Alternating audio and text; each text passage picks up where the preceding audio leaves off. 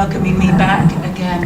I'm going to talk very much, I think, from experience, and this presentation really comes out of a kind of dinner conversation about the UK's view of impact. Now, impact, as many of you know, is not new. It's not new to the European Union, it's not new to research. But what the UK has started to do is to think about it and measure and assess it. And one of the discussions I had with the Bologna Training Centre team was actually what that is starting to do. So I'm going to talk, as I say, very much from experience. And as you know, and as somebody has already referred to, the UK kind of is in Europe, and it signs up to Europe, but it kind of sits as a little island on the side and behaves like one too at times. But it also has a much longer tradition in many ways of also, probably from its colonial past, but actually linking both to Asia, Australia, and to parts of the US. So its educational traditions are very broad. My personal experience is that I'm actually trained as an architect. I run a very large faculty of arts and humanities. So I cross the practice and the theory, the vocational and the academic. And one of the things that's very interesting for me in that is precisely that kind of the culture of the things that we touch and feel and the things that we think about, whether digitally or physically. So I'm going to talk about a lot of those things, and particularly about research and impact and how and whether it's instrumental, and just some of the things that have changed over time. So thank you for giving us such a kind of academic presentation. This is not based on research, but it is based on, as I say, a lot of experience. And my role, as you may see from the CV, which is to part of my role is as the co-chair of part of the Research Excellence Framework for 2008, for which impact is being measured and assessed. So I have just been through that process last week of setting quality profiles for impact, which I can talk about later, and I'm very happy to share with anybody as we go through. This is one of my phrases, and one of the things I'm going to talk about, which we don't talk about, and which the European Union often in its policy structures doesn't talk about, which is cultures. Cultures, intellectual cultures, academic cultures. And I like this because I think there's far too much talk of strategy without any understanding of the cultures that sit underneath it. And without one or the other, I think we have a bit of a problem. We have a problem because the thing becomes an instrument. It becomes a thing of, if you like, conflict or discussion, which is difficult, rather than something that is helpful. So I'm also going to talk. I should touch the right button on the bottom. Sorry. Can I get rid of that? That's it. There we go. Done it. So one of the things I started to do was to think about my experience of 15 years of visiting Israel and working with a number of higher education institutions compared to some of the experiences of my own across the UK. And when I first came to Israel, my enduring memories were really about the meeting, working, the passion, the questioning of intellectually connected and committed communities, academics and students. There was never a quiet moment. Nobody ever stopped talking. Everyone wanted a debate. And everyone argued vigorously, really vigorously. Critique was alive, it was energetic, and it was treated almost like a national sport. I've never known a place like it. And I came from, at the time, a rather more passive and reserved southern England, where everyone, after that, it was an incredibly refreshing time. Everyone had a point of view here, and everyone told me what it was. And there was a kind of sense that there was a real intellectual activism and activity, or that's how it seemed. And that was a very, very refreshing experience. And I first came here, as I say, in 1997, 98. And over the years, I came back. When I came back, and we talked, and we talked. And the debate was just as lively. And what surprised me was actually very little changed. So I came back here, and the UK was moving like a kind of machine, you know. Higher education was kind of changing, and I'll talk about that in a minute. But here, I was genuinely puzzled. And I kept coming back, and there was this incredibly vociferous, energetic intellectual culture. But I couldn't see how that was mobilized. I couldn't see what changed in that. And I still enjoyed coming because the debate was rich. In 2009, I was fortunate to be invited to join Corinthium, working with 4 partners here in Israel and also 2 in Palestine. And our project was really to explore Bologna, explore internationalization and mobility. So the Corinthium project led to the Bologna Training Centre, and it provided me with insights outside of my own field, which was predominantly architecture, art and design at the time, and some humanities. But it also cut across, and this is one of the things that gave me a huge insight, the research intensive, private institutions, so a real range of higher education institutions in Israel. And it taught me a lot more then about Israeli academia. So I've been thinking very much about what seems to be those things that are different from our own culture and education, and how that might impact on today's debates. And one of the things that was really interesting for me was this idea of a real intellectual activist culture. And I think that's a really powerful and still very refreshing thing. I think it also was something that every time I arrived in Israel, everyone told me about the new inventions, new restaurants, but also the new inventions. Silicon Valley of the Mediterranean. And I've heard that term over and over again over the years, and that fascinates me. The thing that interested me there was I've come here and done various course development with people, and there was a real sense of a very static kind of sense of hierarchy, and that interested me too. There was an order of things, a proper order of things intellectually, but it was quite static. And then something which I think is at the core of some of these discussions and some of the things we've already heard about this morning, which is the idea that academia is rightly detached from the instruments of government. Now, that's a view rather than a reality, so these are not absolutes, they're nuances, but I think they're really important nuances. So it is a kind of sense that it has a slight detachment. It is privileged and to a degree objective. Now, that's always going to be a kind of question. But what it does do, and I think where it really does stand to differ from the UK as it presents itself at least, is that sense of Dewey's model of education as life itself, of education that actually links head, heart and hand. And I think this separates head from heart and hand, and I think it comes back to the vocational and the intellectual. So I think there are some really interesting cultural differences which actually are here. And I think, and that's not actually just about the Israeli situation, but a kind of resistance to the idea that academics are professional academics.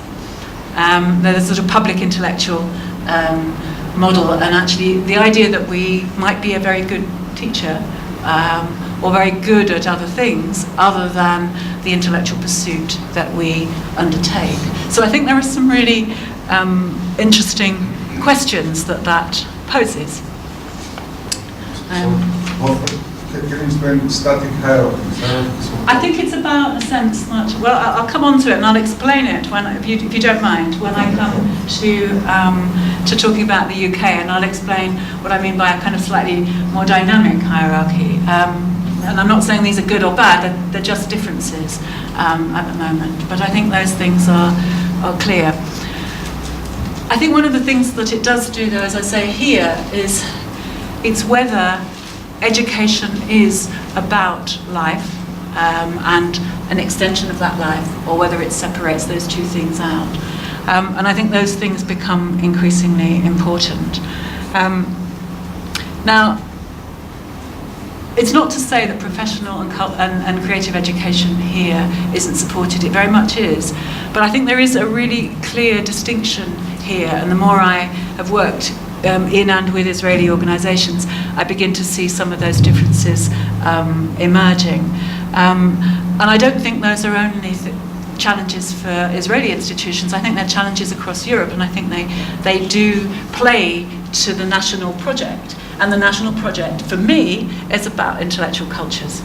And it's the intellectual cultures and the academic cultures that underpin those that start to nuance, I think, the way that people respond to Bologna and to a certain degree to Horizon 2020.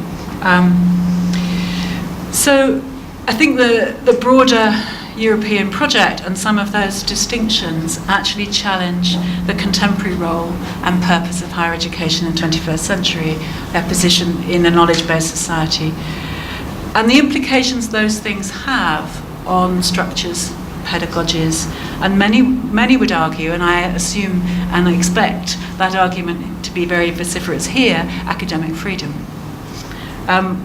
So for me, the establishment of the BTC was actually a really important initiative, not just for Israel, actually for the European Union project and the Bologna Accord as a whole, because it wasn't about rolling out a system. It was about pedagogic, social and cultural implications of what that meant. It was about interrogating the shape and the principles of internationalisation, what it meant. So it actually started a kind of intellectual discussion about that, and I would expect no more of this culture. But it also started to develop things around what language we could share and what kind of currency we could share across borders. So the Corinthian project had many initiatives. One of them is now being rolled out in Esprit, and I'll come back to that at the end. So we are now fortunate to have a look, to now be looking, I think, at some of the intellectual, practical developments of knowledge and skills for the future. And interestingly, I would not separate, and this is because probably because I come from the UK, skills and knowledge, vocational and intellectual. So I'm very fortunate to be in that situation and in the new project. So those are the three, or the two key programs in the European Union or European higher educational area discussions and the research arena. The two that certainly impact on the UK and on Europe more broadly, Bologna facilitating cross-cultural mobility, etc. And we've heard that discussion already this morning, and Horizon 2020, which is the umbrella programme for research and innovation. And this was really designed, I mean, certainly Horizon 2020 is very much about putting Europe on at the leading edge of global development, competitiveness in a much, much wider world. So one of the things I'm now going to just talk about is the difference between the Israeli, if you like, culture and some of the things that have driven the UK one. And you can see the two dates, and these actually have shaped these two reports, and these were governmental reports in the UK. Robbins in 1963 and Deering in 1997 rather. And this was really part of a long-standing progression of UK education. But it was very much about higher education looking at skills, looking at powers of the mind, looking at the advancement of learning, i.e. that learning and how we do that, not just that people learn, an assumption that people learn, but how we learn became part of the discussion. And this is a long time ago. And the transmission of a common culture and common standards of citizenship. So it was very much governmental instruments. This was a much more concise statement, but Deering was a very powerful a very powerful report that came out in '97 at a time which was it was a very kind of critical time for the UK. It was a time when we went from having been a Conservative government to being a Labour government. So 1997 was the launch of New Labour, and we were living really in what Tony Blair framed as a world that was driven by political priorities that were education, education, and education. And we regularised our universities some time ago, and we took out the technical university and university clubs, if you like. We had a very different kind of instrumental policy that actually had said, well, they're all universities, and in 1992 they were all made universities, so that technical, other forms of institution all came under the same umbrella. And having done that, the thing that was very powerful about that was that it put all the money in the Treasury. And that was a very powerful moment, because that then meant that government and the Treasury managed all of it. Prior to that, we had two different structures. We had a university structure, and we had a structure that was run by different regions. And those two things sat apart from one another. The minute we put them together, apart from the Treasury kind of going into a sort of, I think, spin under the weight of the economic weight, it also allowed a control, and that was done under a Thatcher government, not under a Labour government. So having regularised all of that, what Labour did and what 1997 onwards did was to say, we are going to have a 50% participation rate in university. 50% of school leavers will go to university. Our expansion was huge, and it's already been referred to today. Higher education in the UK became not only a market, but actually a very big instrument in which we were developing intellectual, professional, practical, and creative expertise within a single system. And I think that was a really particular time, I think, for our education, but it had a number of impacts.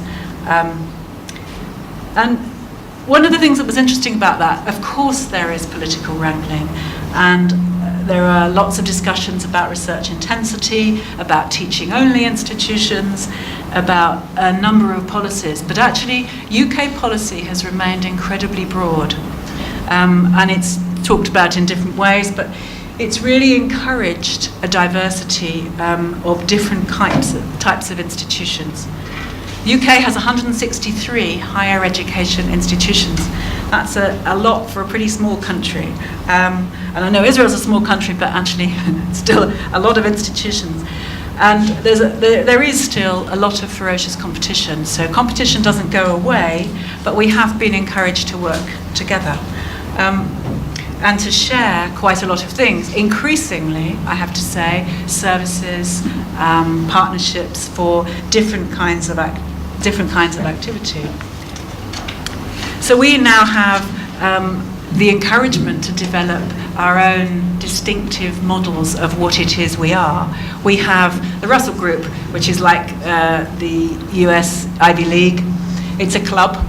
It's a club of universities that are broadly research intensive.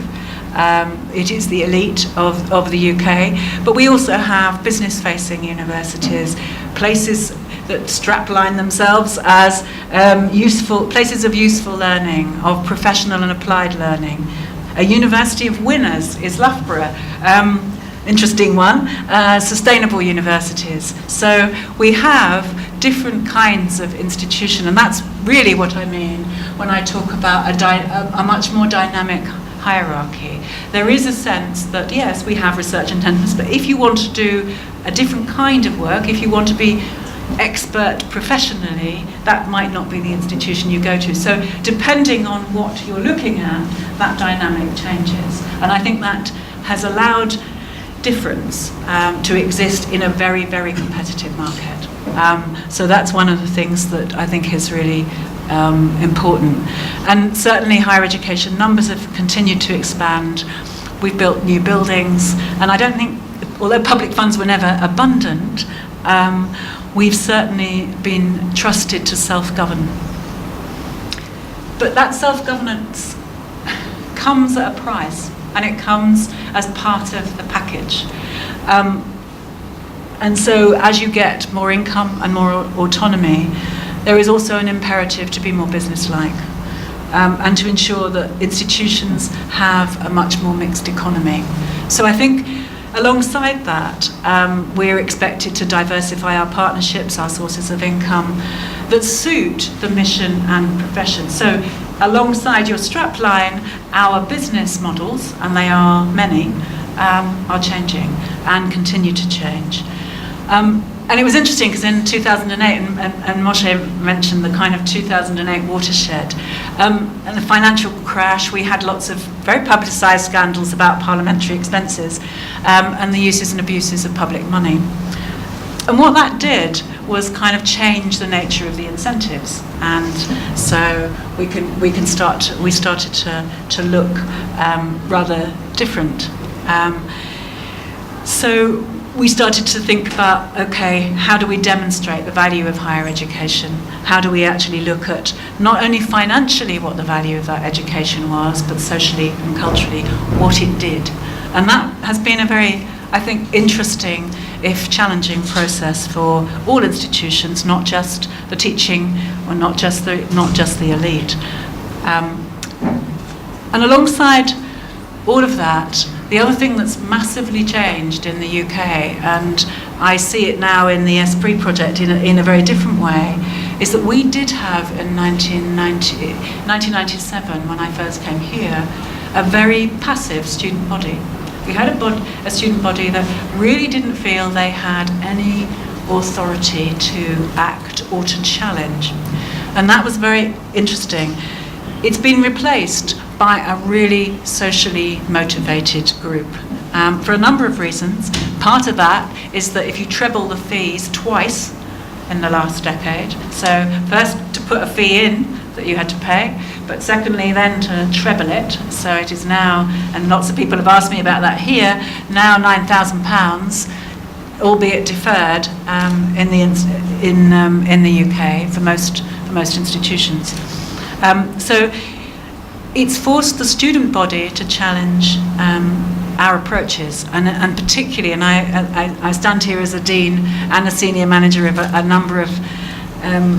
large number of academics, and the students have really challenged our academic communities to say, you know, how do you work with a contemporary world, and you know, how do you get past an academic, a view from a student that says an academic culture is self-indulgent, self-referential, or what somebody called here the last time I was here, the selfie culture. And I didn't just mean the photograph. So I think there are then some things to talk about. Since then, and since 2008, governance, degrees of accountability, the social role and purpose of the university then have come under significant scrutiny.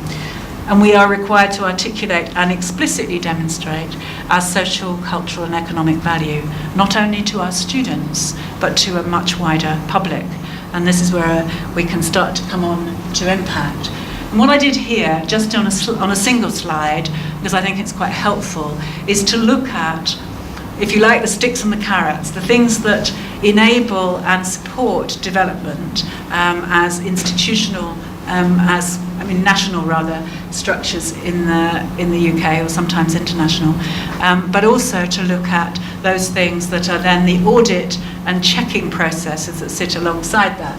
So here we have developmental organisations, quality research support, but it is audited through what is now called the Research Excellence Framework. So yes, you get support from the government, but yes, you're audited against it. And so there is that model.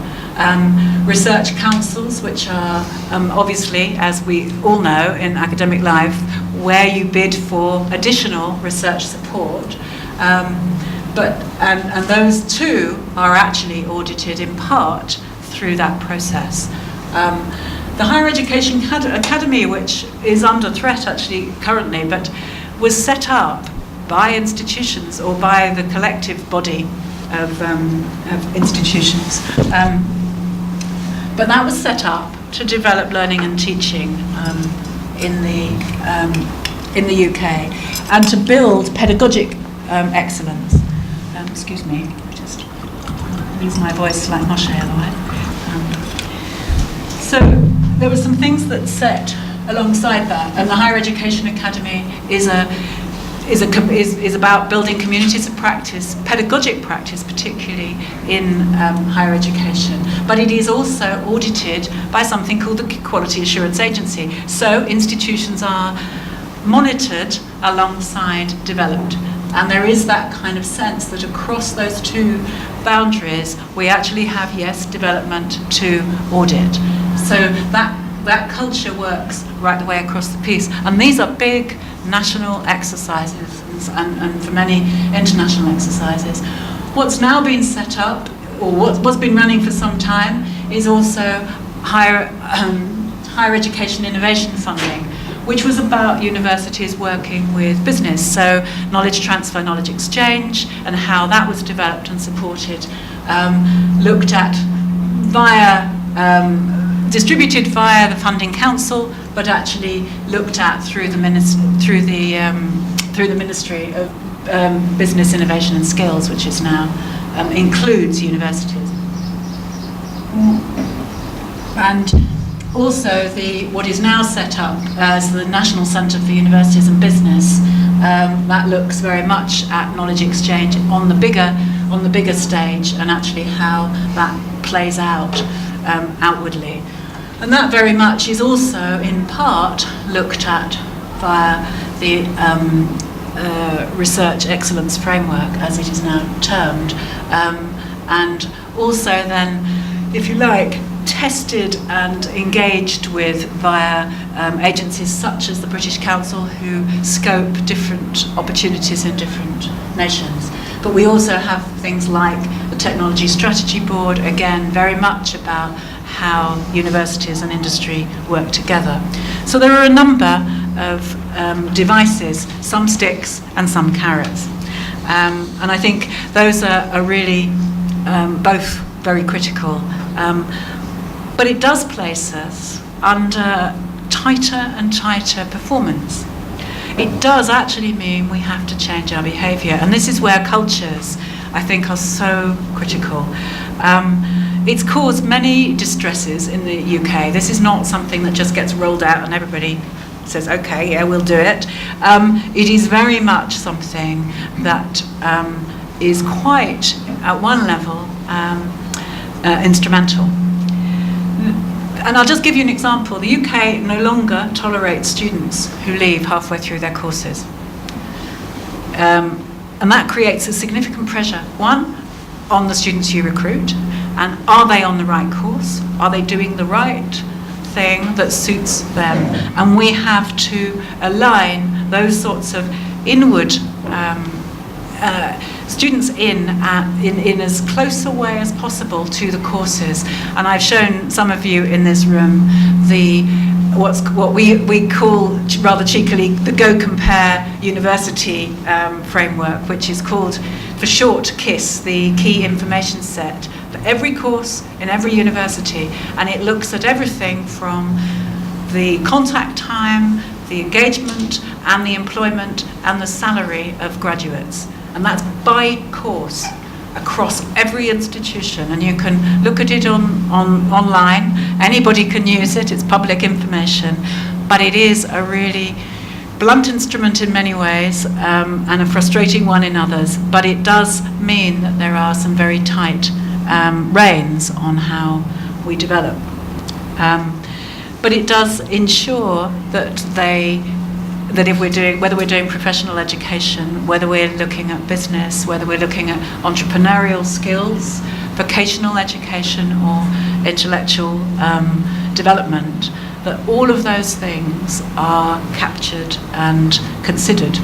So I think that's been one of the big challenges. what's then happened, and what I was asked to talk about today in particular, was the last 7 years has looked particularly at the instrument of impact. And as I said, impact is not a new thing. Impact has been we've been looking at it for some time. But one of the things that the research used to be called the research assessment exercise, the RAE, is now called the Research Excellence Framework. And in that framework, there is an element that is actually literally assessing and will fund structures around the difference we make through our research on a whole range of communities outside of higher education.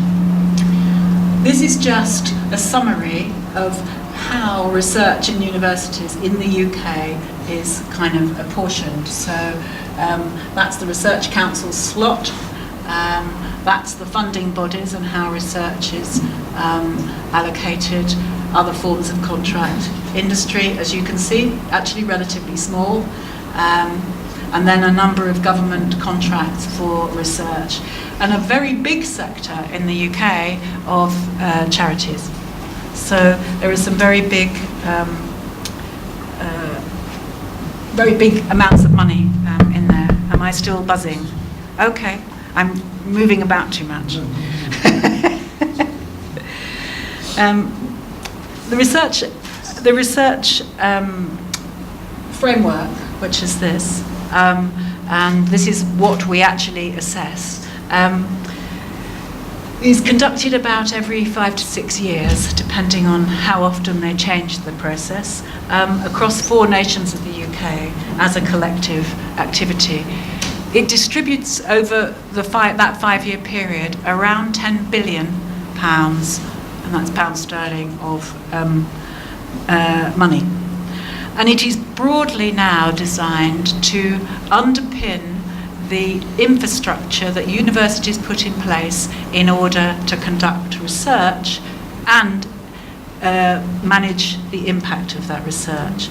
And that complements the research funding that comes in through the European Union, through research grants and research councils. I mean, the UK has long been ranked as one of the, I think it's second in the world for research excellence after the United States. It's considerably more efficient than the United States in terms of pound per citation, and the UK make great play of that.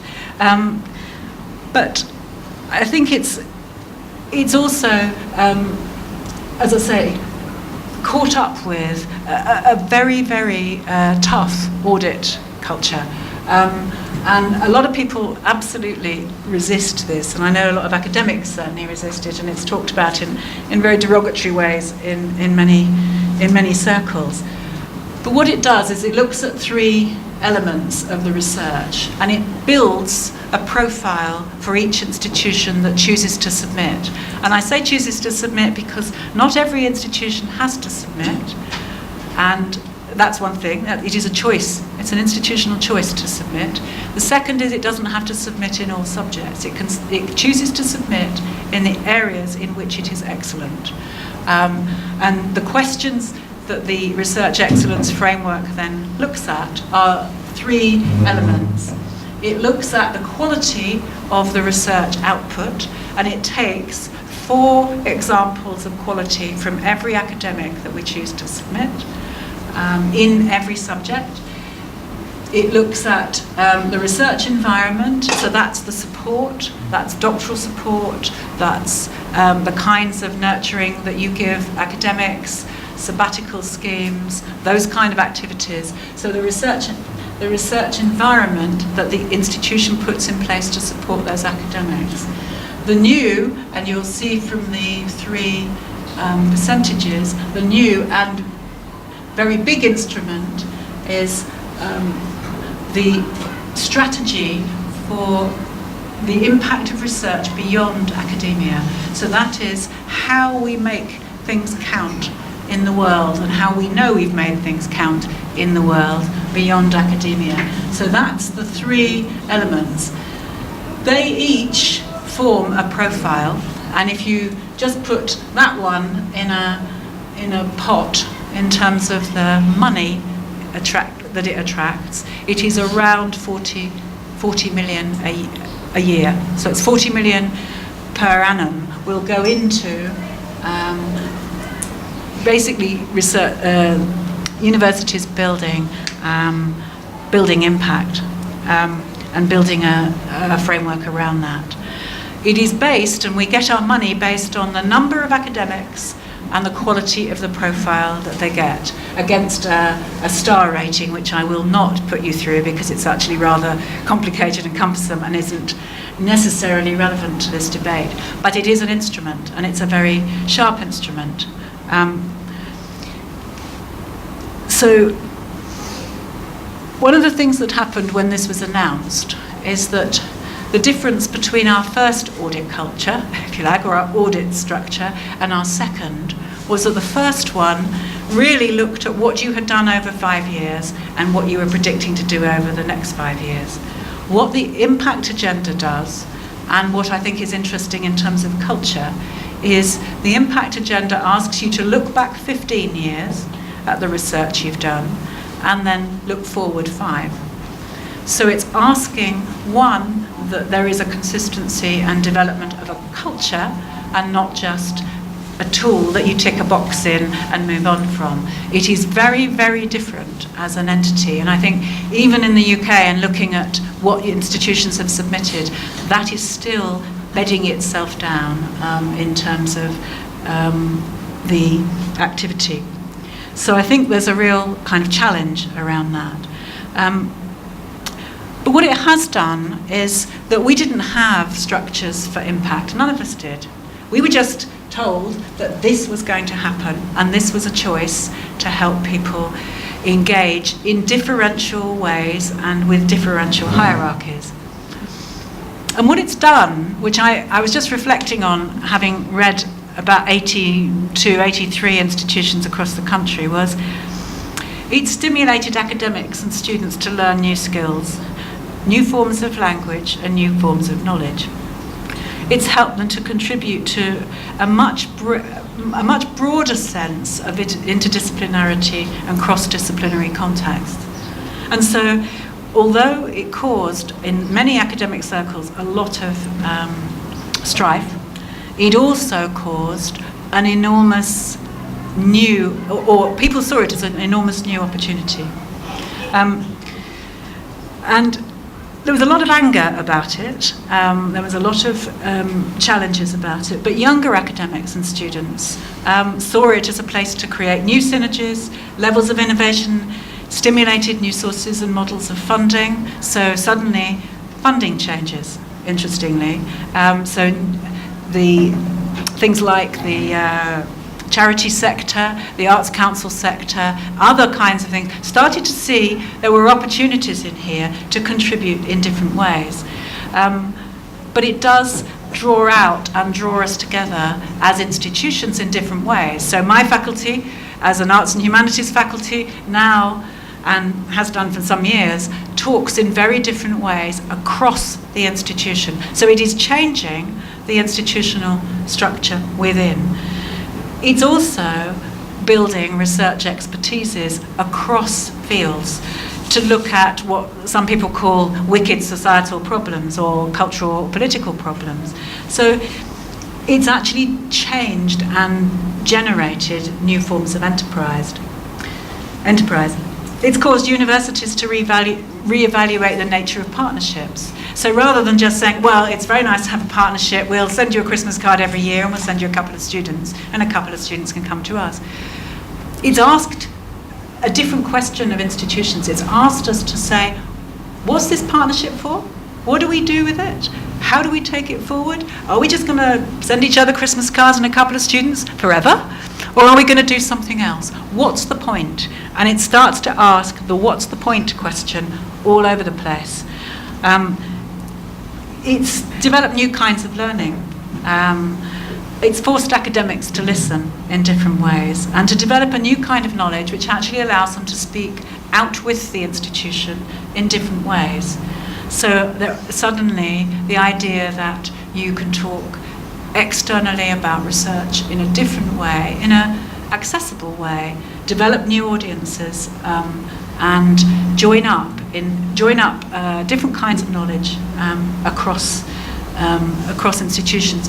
It's also made us much more porous as institutions anyway. So not only is it about a campus and about lecture theatres and about seminars, it is about where we learn and how we learn. So this, or the street, or the museum, or any other form of community-based structure may also be a site of learning, quite literally.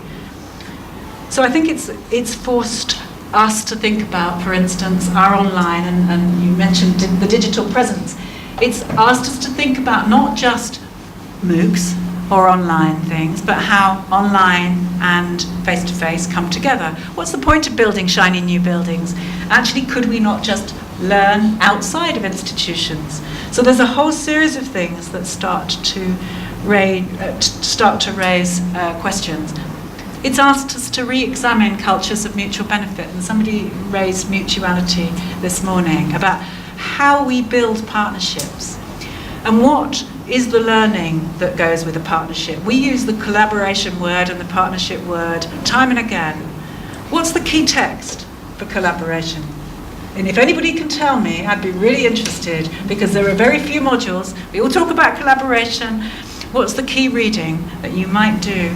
Do we have to learn new kinds of skills, new kinds of activities for a system that we built many, many hundreds of years ago, which was about disciplines and about the silos they sit in? And I'm a defender of silos, but there are things that they create, and they do shape the cultures that we're in. So these are challenging, really challenging issues, and they do force us to think about even the relationship between our academics and our students, and how we might produce or co-produce knowledge in different ways.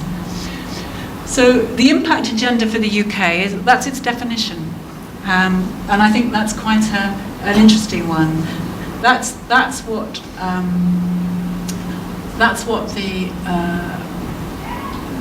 framework that the government have set up, and that's the definition that it is, and that's the most important bit. It's actually about how knowledge goes out into the world. So that's quite a challenge. I think what Impact is doing, and I think this is why this is really interesting, and you might know these if you've been on the west coast of the States. Anne Balsamo, these are two diagrams by a woman called Anne Balsamo, who talks about redesigning or designing higher education. And what she's looking at, and she's looking at it in a digital sense, the networked institution. I think what though she's doing is actually more than that, and I think the implications of it are much greater. And this is about how a university is actually part of a much bigger network of learning, and one that sits very comfortably within Bologna, which is around how we work not only across institutions and across nations, but actually across different kinds of institutions. So it's where and how we learn in those situations. So I think those are really critical. So albeit, and it's slow and it's incremental, we are beginning to see a shift. We see different institutions working with the BBC. I have never seen so many academics on TV, but I've actually never seen better quality broadcasting either. So the knowledge that's coming out of universities, whether it's in archaeology, in history, in sociology, is fantastic. We have the best, I have an iPad full now of lectures and programs, wonderfully produced. And that is part of, I think, the implication of impact. And I think that's a really powerful one to actually contemplate. So I think it's begun to realise some of those visions. I think it's not for everybody. It's not something that will work for every subject in every field, and nor should it. And I think that's the thing that I think is really interesting in trying to apply instruments to different cultures and countries. I think it will, though, influence and shape professionalisation, teaching and learning, how we develop and foster new kinds of skill. It will also shape, and this is something that people often don't think about in research, I think it will reshape our quality assurance models. They will be much more sophisticated, and they will be much more part of what it is we do in a kind of sustainable sense. So some of those things, rather than them becoming rather tedious bureaucratic things, become part of what I would term as life itself. So it isn't explicit. It isn't, as I say, required for everyone, but it is something that the more we take money from the public purse, the more we have to answer for that money in terms of how we value it, and that might be in a number of different ways. And this was, a lot of people said when Impact started, it was economic only. It isn't actually. If you read the criteria, they go right the way across from cultural and social benefit policy, as well as straight economic benefit and industry. So I think that's an interesting outcome. But it's also about aligning cultures, and the impact agenda as set is set against a culture in the UK which is very familiar with some of those things. And I said to a colleague of mine who knows this culture very well too, can you imagine doing that in Israel? And I can't quite. I can't quite see. And I admire the academic cultures here for some of that, because I think there is a kind of degree of debate and independence that I think we have probably lost along the way, but I think we've gained other things. And our latest project, Esprit, gives me immense hope because it builds on Corinthium, and I think it is no accident it was written by a new generation of what I will say in this room, despite their blushes, brilliant scholars. I think it is about people acting differently. And I think that's a really important moment. It also includes the Israeli Student Union. It includes the European Students' Union. And it includes a question about the role of the university in the 21st century. And that's a really powerful set of questions. So I kind of leave you with that, and how you might, or we might today, talk about creative, critical activist energies. And I think this is a place, as somebody said to me, that is full of intellectual activism.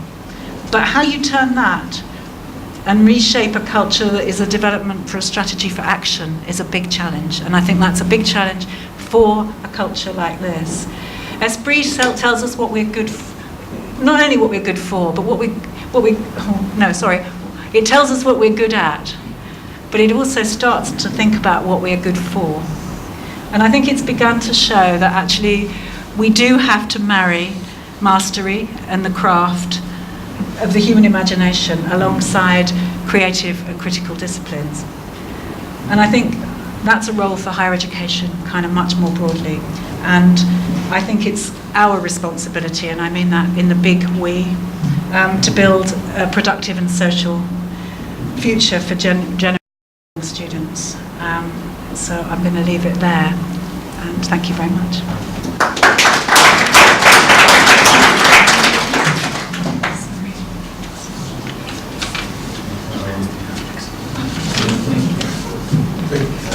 Comments? I'll take any questions. Questions, comments, please.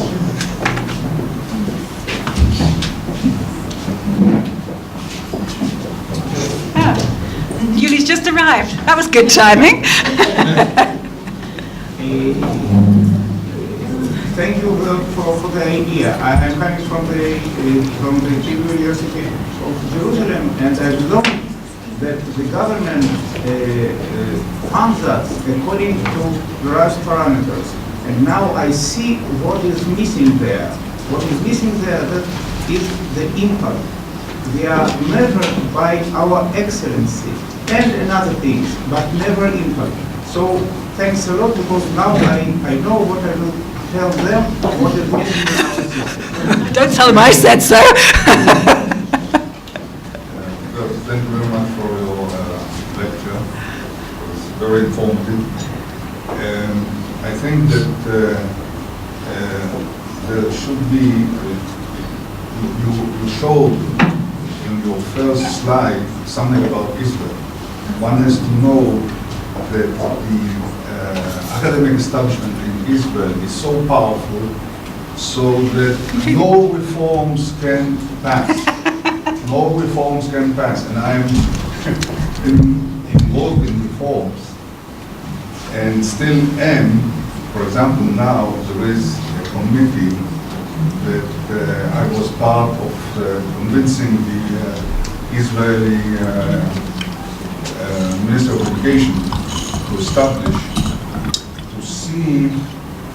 to look at the governance of the Israeli higher education system and getting the government more involved in setting the policy, because Israel is very different than the rest of the world in this sense. I would agree with you. In the sense that the government is not involved at all, in the higher education policy. And this is why, for example, I'll just give one example.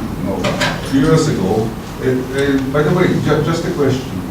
Are there any people here from the CHE, from the Israeli? You are from?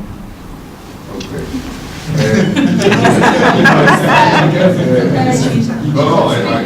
Whatever happened to academic freedom? Surprise for me, because I expected none. But a few years ago, the chairman of the Israeli is called the Committee for Planning and Budget. Okay, told the Treasury Ministry that our system is exactly the same as the British, and therefore there is no need for any reforms, which was either a big lie or ignorance. And after I convinced the Treasury that this is not true at all, we tried to insert some laws into something that is called Chok HaHesderim. For example, connecting academia and industry, okay, and things like that, and establishing an independent QAA, which Israel lacks, because the QAA, I mean, this is the quality assurance here in Israel is done by those who are inspected, by the delegates of the university. Of course, it's a closed loop. It's a closed system. Exactly. Yeah. And the Israeli academic establishment was successful in getting it out of the law. So none was successful. Can I say something about that though? Because I think it's really important to raise it. That I think that all may be true, but how long can that be sustainable? And really, and I think what's interesting about the culture at the moment, and what's interesting about MOOCs and all the other kind of things that are emerging, is that what you've got is a many-to-many culture, kind of emerging bottom-up, an activist culture, if you like. And I think, I enjoy that. The rebel in me really enjoys that. But the more you do that, the more you see a kind of top-down working against it. And I can see it in the UK, and the UK is a relatively relaxed kind of system. And I think those two things will happen. But I don't think it's sustainable. I don't think it's sustainable. I don't think it's sustainable. Mainly because people here in the government and elsewhere do not read the documents, the EU documents or the UK documents. There are plenty of documents, and I show them, and it is always a surprise to them. But it's not, for me, and the point of what I was saying today, is this is about a culture. This is not, you can put all the documents and all the policies in place, and to be honest, you could do the same in the UK. Unless you actually build incentive models, unless you look at co-production of knowledge, unless you look at the other things in the culture, then actually we just ignore them. To be honest, until I joined the Corinthian project, I didn't read Bologna. I didn't need to read Bologna. We already had that kind of system. I have read it since, and there's bits. And Moshe will tell you this. I came as a kind of academic skeptic. You know, I didn't come with a sort of missionary hat on. I'm not a missionary for Bologna at all. I think Bologna has huge implications, and I think all systems do. The key is knowing what those implications are and making choices, national choices against them. For Israel, for the UK, for France, for the Balkans, whoever. You know, it's a currency. You know, we still aren't in the euro, you know, and we're about to vote whether we stay in the EU, but we'll still be European, you know, and David Cameron can vote all he likes. He can offer a referendum and we get out. We'll still be European. Won't make any difference. One final word. I mean, one has to emphasize that all that you showed, almost everything, did not come from within the academic community in the UK. It came from the government. It came from both, actually. It came from both. Maybe part of the academic establishment, because part of it, as you also said, was very much against, for example, against the impact. Completely. Impact. They were, and then they looked at the £40 million, you know. Thank you very much, Anne.